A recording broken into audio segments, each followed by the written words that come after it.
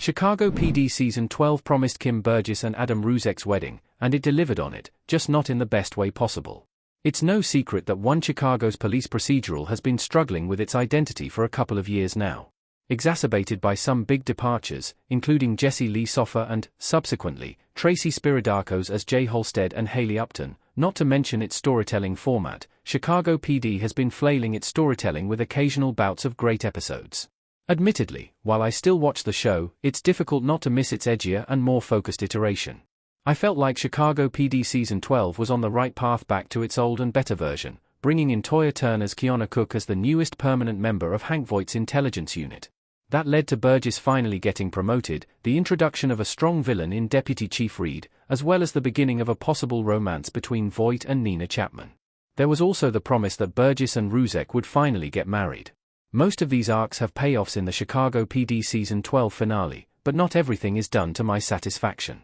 Classic Hank Voight is back but with major improvements, and that's a good sign for Chicago PD Season 13. Voight reinforces the idea that he will protect intelligence at all costs. Chicago PD Season 12 finale explained _1 Milika Georgievic. Reed is an old-school Chicago PD villain, and I long thought that it was something the show was missing for years. Voight's best professional stories are when he is forced to play politics with higher-ups, whether to protect himself or the team.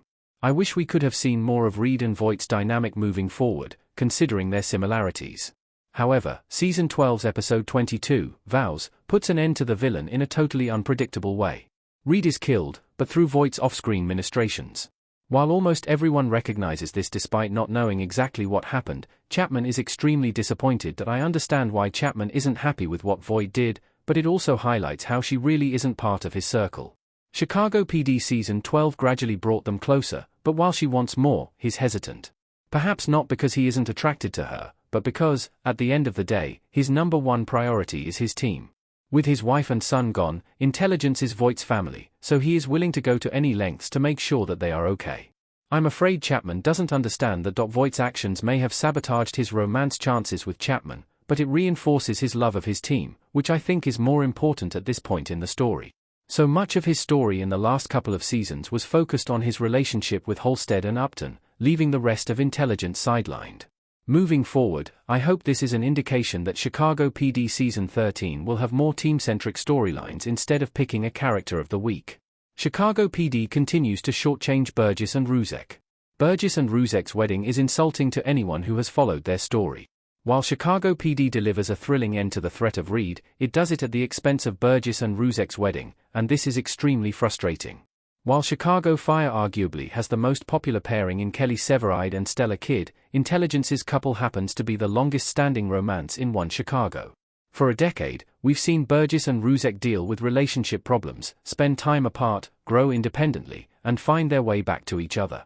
Despite that, Chicago PD cannot even devote a portion of the Season 12 finale to focusing solely on them. To make things worse, an episode titled Vows doesn't even feature Burgess and Ruzek saying their vows. At least Upton and Halstead got to say theirs during their shotgun courthouse marriage, which ended up in a disaster, so not to give the same courtesy to its longtime and enduring main romance is extremely disappointing. The celebration is even clipped with the last shot of Chapman in tears because of her and Voight's conflict.